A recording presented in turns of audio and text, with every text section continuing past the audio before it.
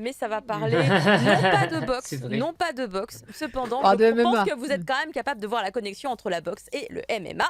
Et je te laisse Ah la oui, parole à Dibou, puisque tu vas nous parler de ce titre de Hiroki Endo. Il va vous dire pourquoi c'est pas de la Exactement. boxe. Ouais, parce Voilà. que ça parle de MMA. Alors MMA, c'est Mixed Martial Arts et le manga s'appelle Mixed Martial Artist. Voilà, petite boutade, c'est presque la même chose, mais là on parle plus de tranches de vie que de vraiment roi du pinceau, même si on se met un maximum de bourre-pif. Au Japon, c'est terminé. Voilà, l'œuvre est terminée. Il y a 19 tomes en tout. Et il y a un nous, bail. Ouais. pour le moment, on est à 3 tomes chez Pika. Le tome Mm. coûte 7,70 et il est considéré comme un seinen et non pas comme un shonen, au même titre qu'un certain Aohashi qui cartonne depuis maintenant un sacré moment. Vrai. On est plus sur suivre la vie des personnages principaux que du sport en lui-même. Je vais pas dire que c'est Oh. plus important, mais les tranches de vie sont quand même hyper importantes. Même si le travail pour retranscrire au mieux les entraînements de MMA qui s'appelle le Shoto en japonais, ou que vous connaissez peut-être si vous avez vu des matchs d'UFC également.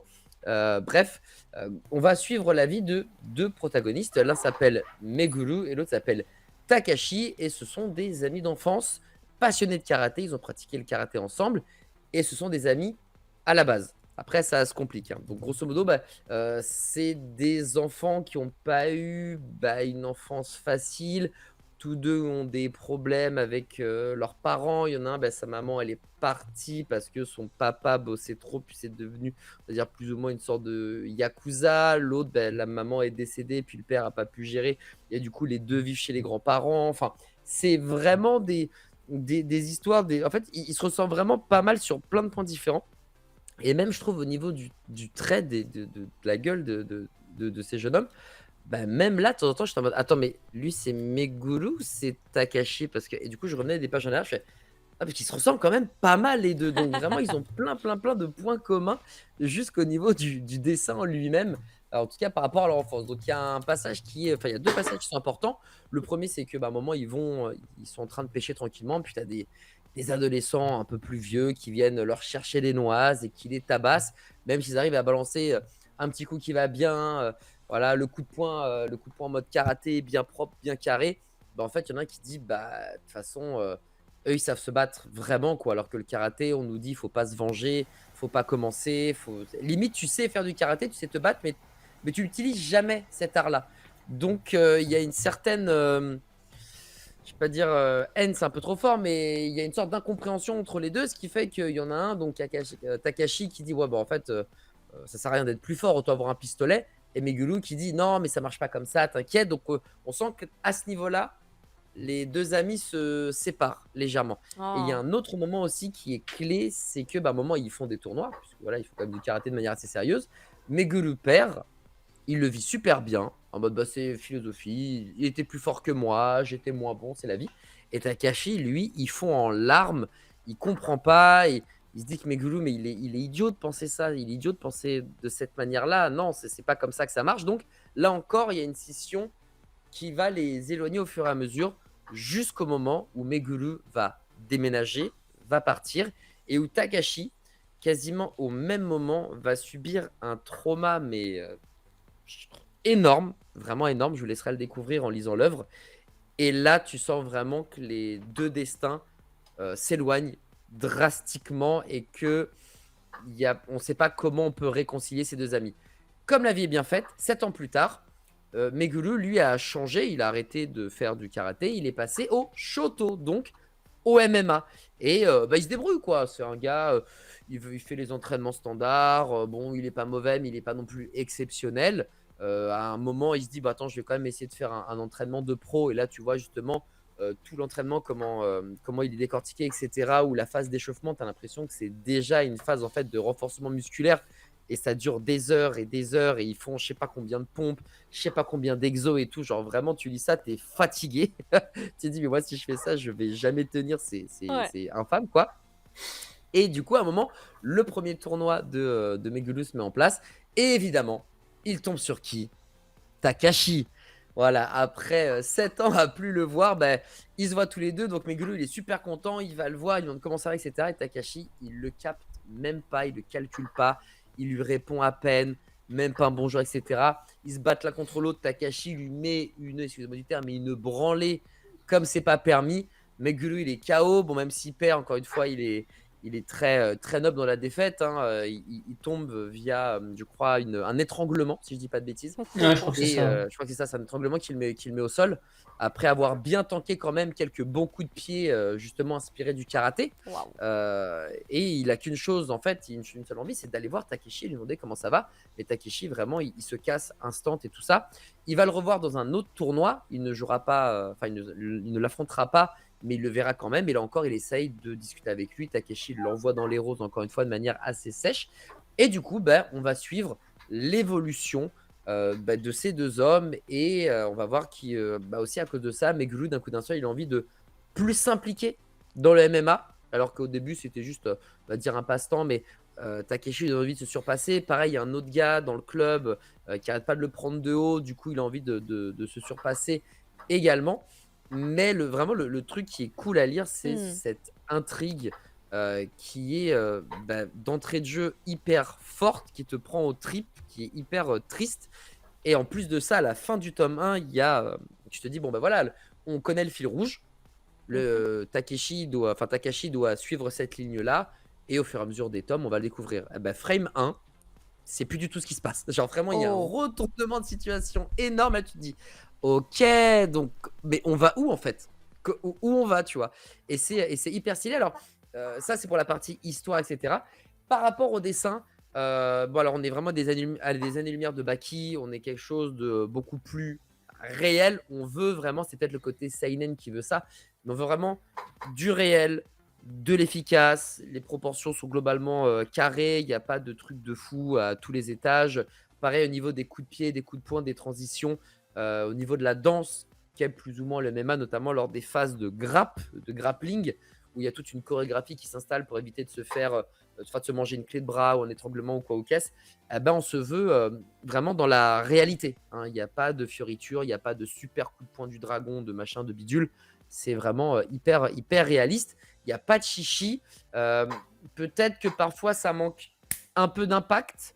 Après, le MMA, c'est vrai qu'il y a quelques coups bien sentis, mais globalement, c'est beaucoup de corps à corps, beaucoup de contacts, de takedown pour fumer l'adversaire au sol. Donc, voilà, contrairement à Baki où j'avais été pour le coup estomaqué par la puissance des coups, là, c'est vrai que encore une fois, il y a un côté assez réaliste. C'est sport réel, ouais. Voilà, on n'est pas ébloui par le coup de pied qui lui a cassé les dents. Non, là, il lui met un coup de Ouais, pied, c'est donc pas il en Ultimate fout, quoi. Fighting, hein, on est sur vraiment. Ouais. C'est plus réaliste que ça. Mais en plus, le Shuto, c'est une variante du MMA. C'est pas le MMA international, c'est un truc japonais bien particulier. Donc, c'est vrai que voilà.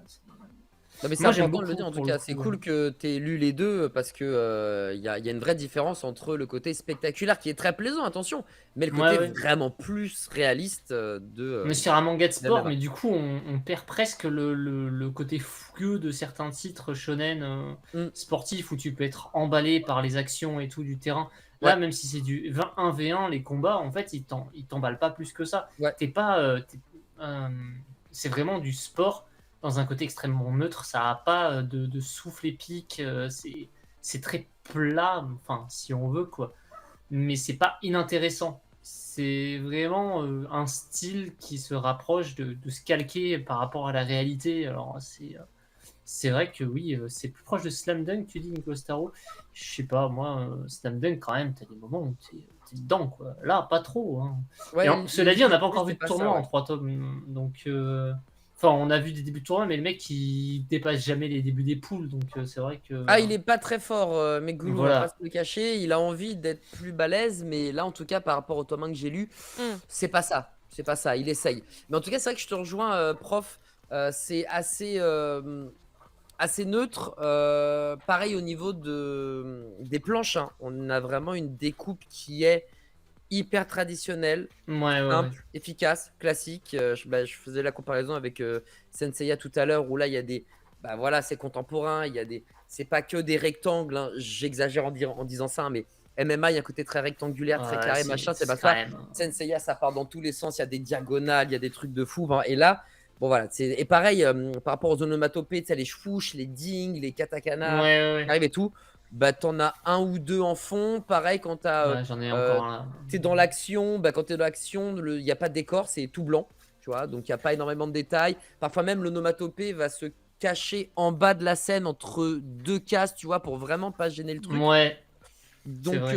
voilà, c'est du traditionnel, mais encore une fois, moi par exemple, Awashi, j'ai moyennement accroché. Je préférais Blue Lock pour le coup, mais Awashi a vraiment cette force de nous entraîner malgré tout à suivre le perso qui est qu'on a envie d'aider, qu'on a envie d'aimer, qu'on a envie de supporter malgré tout ce qu'il vit, même au niveau personnel avec sa famille et tout.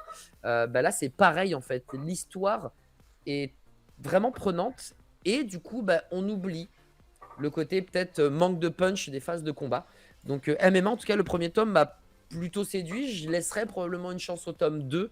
Par contre, T'as vu les filles arriver dans le tome 1? Je me rappelle non, plus. non, non, non. Pas du tout. Là, on est Ouais, que parce sur du qu'effectivement, ouais. masculin. Bah, on le voit sur la couve du tome 2, mais après, il y a Oui. des personnages féminins qui arrivent, qui se mettent au MMA aussi. Et ça adapte, ça parle d'autres sports. T'as le karaté, t'as le judo. C'est vraiment très varié. Parce qu'en plus, le MMA, c'est vraiment un mix. C'est dans le titre, un mix martial art. Donc, Oui. Ouais. t'as effectivement plein de styles différents qui se mélangent pour donner une sorte de truc harmonieux qui mélange le judo, le karaté, la lutte, le catch. Le jiu-jitsu brésilien, le Jiu-jitsu grappling, brésilien, tout ça, ouais. le grappling, il y a plein. Et c'est vrai que du coup, ils abordent ces sports-là de manière un peu unitaire de temps en temps pour montrer les différences. Et c'est super intéressant là-dessus. Bah, Mais franchement, moi, j'attends de voir en fait l'évolution parce que c'est vrai que sur le tome 1, même sur les 3 premiers tomes, on sait que la série va être longue, donc ça va durer un moment. Mais c'est vrai qu'au début, il est tout petit et il t'annonce que ça va être une nation de combattants ultime. Donc à un moment, il va même finir par se démarquer et on va avoir des trucs un peu plus intenses peut-être. Ouais, d'ailleurs, il C'est se peut-être que cherche. le début qui est un peu plat. Voilà. Tout à fait. Au début, il se cherche beaucoup et il trouve que ben voilà, son ami ennemi Takashi, ben lui, il a son super coup de pied, que son rival dans le club, ben lui, sa spécialité, ça va être plutôt les étranglements, qu'il essaie de bosser les clés de bras, les clés de cheville, etc. Et Tout puis à il se dit, fait. bon, ben j'ai rien en fait. En Donc on fait, en va aussi fonction, apprendre avec lui, quoi. en fonction de l'origine des gens qui se mettent au MMA, c'est-à-dire qu'ils ont tous un sport de prédilection à l'origine avant de se mettre à un truc mixé. Et t'en as qui viennent du judo, du karaté, de taekwondo. Du coup, en fonction, ils n'ont pas les mêmes styles. Alors, t'en as qui jouent plus au grappling, t'en as qui font des projections, t'en as qui utilisent du kick. Enfin, c'est ça qui est intéressant. Il y a beaucoup de variétés de coups, d'enchaînements. Excusez-moi, c'est qui sa queen voilà. depuis tout à l'heure Sa queen depuis tout Je à crois l'heure. pas que ça soit moi. Pas chez moi. Il y a un Ça doit être bruit chez moi, hyper alors. désagréable. J'avoue, Ah, ben c'est la chaise, c'est sûr. C'est Mais sûr que c'est la chaise. comment c'est possible qu'elle se mette à queener maintenant qu'il est minuit alors qu'elle a J'en pas ai queené de la aucune soirée idée.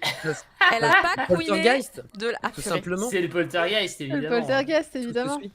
Non mais vraiment, Donc voilà. c'est fou, ça queen. Excusez-moi, hein, mais c'est juste, je me dis, mais attends, mais Non, mais je ça n'arrête comprends. plus de queener, ça n'arrête plus de queener. Car du coup, c'est un bruit parasite autour de vos propos qui sont Ouais, intéressants, ouais, c'est j'avoue. embêtant. Je voulais que ce soit propre, tu vois, vos propos soient Un peu dans Street Fighter et RL, le MMA, peut-être. Je sais. Je Hmm. m'a très éloigné du jeu en tout cas. Mais par contre, effectivement, plus proche du combat de rue. Ouais, c'est Ouais, vrai, ouais, puisque quasiment tous les coups sont permis. Il y a 2-3 règles. On évite les parties intimes. On il mord faut pas. on mord pas. Je crois qu'il faut au moins 3 points d'appui au sol. Pas de coup à la tête au sol non plus. Ouais, exactement. Il y a 2-3 trucs quand même. Mais sinon, à part ça, oui, bah, c'est le mélange des genres qui fait que tu Mais as. malgré qu'on de puisse penser que c'est un truc extrêmement violent quand on voit les combats réels, en fait, dans le manga, tu le ressens pas, la violence des coups, Pas des trop, non. chocs. C'est très vite du grappling au sol et il n'y a pas de giclée de sang, de trucs un peu brutal. Finalement, ça ressemble vraiment à du sport comme tu pourrais en voir n'importe où, genre du judo, quoi. Ouais, clairement. Très bien, bah écoutez, merci à tous les deux du coup, un petit peu finalement, Ouais. pour votre avis sur C'était un peu en duo, c'était mignon. MMA. Comment de quoi C'était mignon que. C'était en duo, c'était mignon. Oui, à partir d'un moment, c'est devenu un duo. Au bout d'un moment, à mi-chemin, c'est devenu une collaboration. Merci beaucoup, du coup, évidemment, à Adi et du coup, à cette collaboration inédite et inattendue avec Prof Isekai sur le titre MMA disponible évidemment chez Pika Édition. Déjà 3 tomes de sortie. C'était la dernière review. Nous arrivons à la fin de l'émission. Donc, on vous fait les petits rappels habituels.